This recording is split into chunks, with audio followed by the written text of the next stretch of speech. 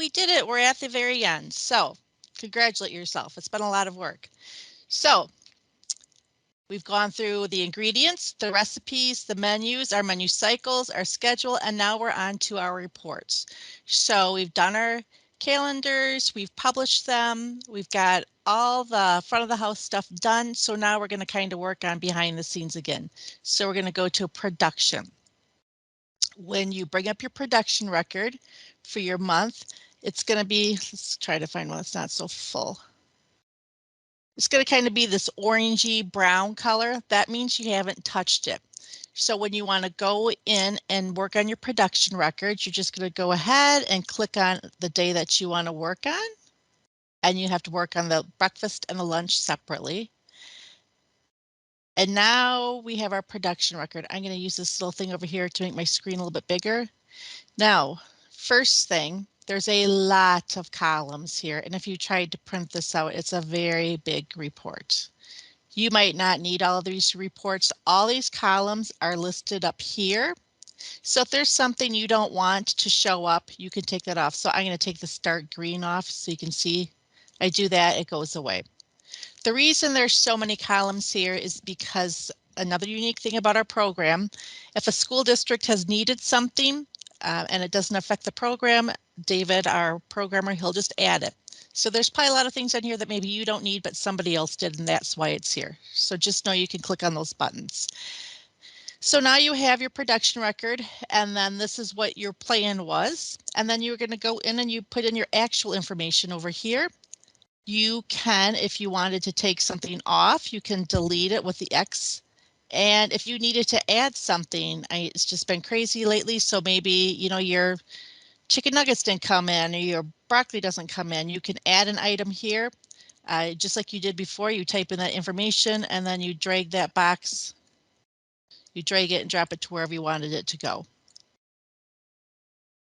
Whatever section, just like you were when you're working at the menuing step. Then once you've completed all of that, you have the option to save it or complete it. If you save it, that orange brown square turns blue. It lets you know that you've worked on it, but you haven't finished it. If you choose to complete it, you will digitally sign it. And now that square turns green, so now you know you're done and you've, I guess I didn't, I must have hit the, oh, nope. Sorry about that. I just went on a different month, but it turns green. Try it again.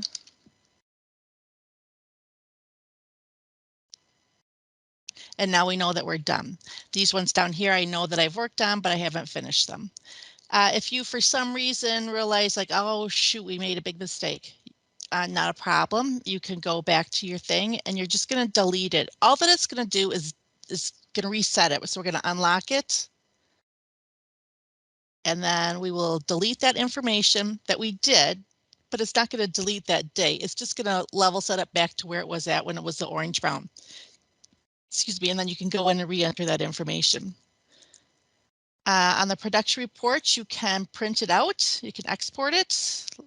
If you are from Kentucky, we have a special form for our Kentucky members that you'll need to do. Yours is a little different.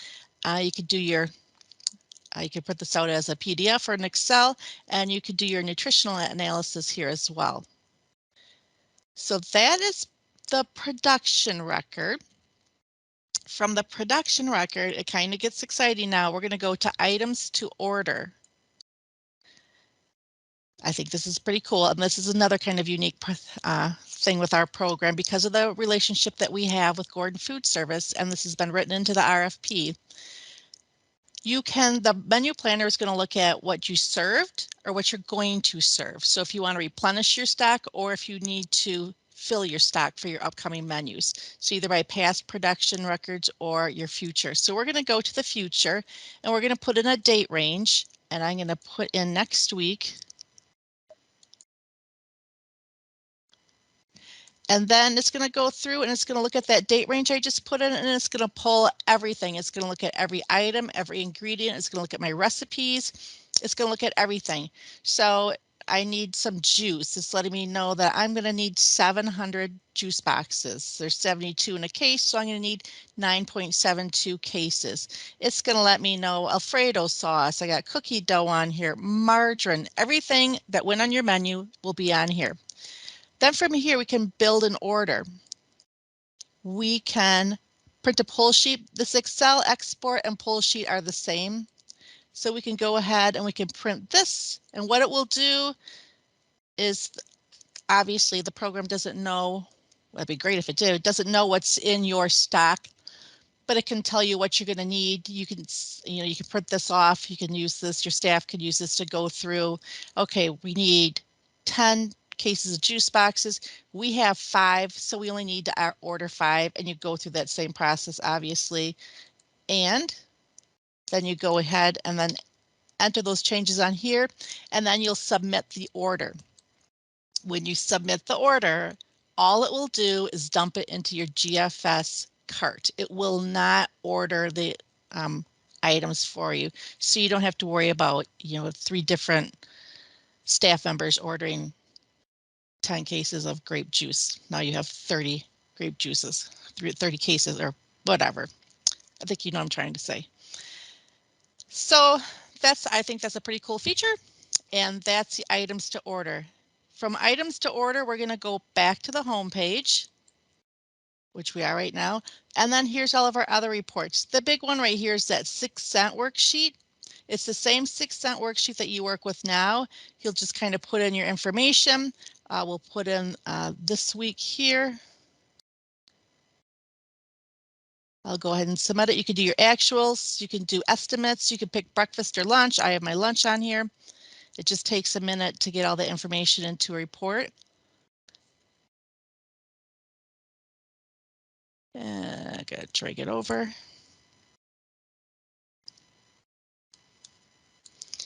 So here's that report. The only thing you really need to do on this report is you do have to scroll to the bottom and you have to go to the simplified nutrient assessment. And then you have to click these radio dials to make sure your fruit, your milk, all this information here is correct. That's really all you need to do.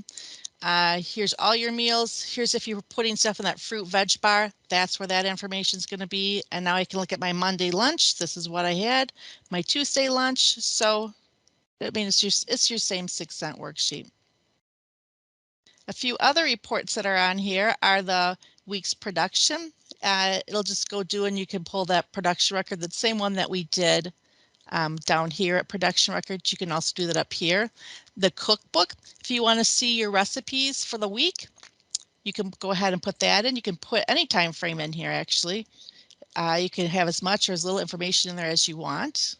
And then it'll do all those PDFs that we, when we looked at that recipe section, we looked at all those PDFs. So it'll do a book of all of that. Here's your 6-cent worksheet, entree only report. This, if you want to just see all the entrees that you served during a certain period, that's what this is. Bring that one up. So here's all my entrees that I served during this time period. Recipe name list is just a list of all your recipes, and then the menu engineering report. I can't quite get this one to work, so I'm not sure what's going on here, but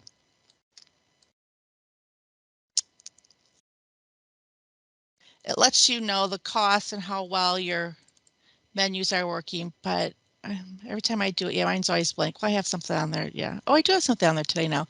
Okay. So that's kind of a breakdown to kind of see if, kind of like a budgeting tool sort of to see if these are working for you or not. And that is pretty much all of the program now. We've done everything. There's not much left to do.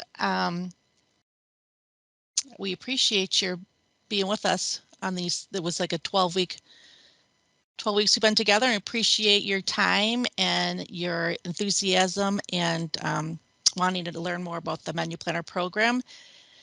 Now, since we're a small group, if there's any questions, feel free to ask those now. If you can type those in, you can I think you can unmute yourself and talk if you wanted to. I'll give you a few minutes here. Otherwise, we'll end this call and I know it's summer and everybody's busy, but I'll give you a minute or two here.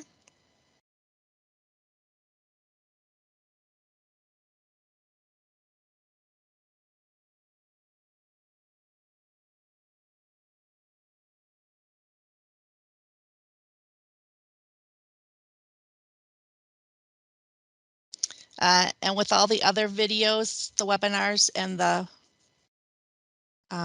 workbooks, those can be on our website. We don't have the last, I think the last two aren't up, 4 and 5, sessions 4 and 5. I'm not trying to make excuses. It was just, there was a family pet had died for somebody that helps out. We had a board meeting, vacation, holidays, so those will be going up. It just got put on the back burner a little bit. So expect those probably up by tomorrow, I would say.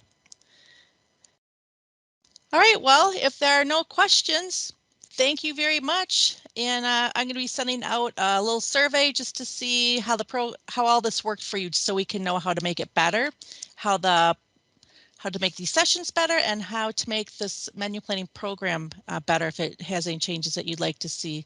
Otherwise, thank you very much. And as always, we appreciate your membership and have a great day. Thank you.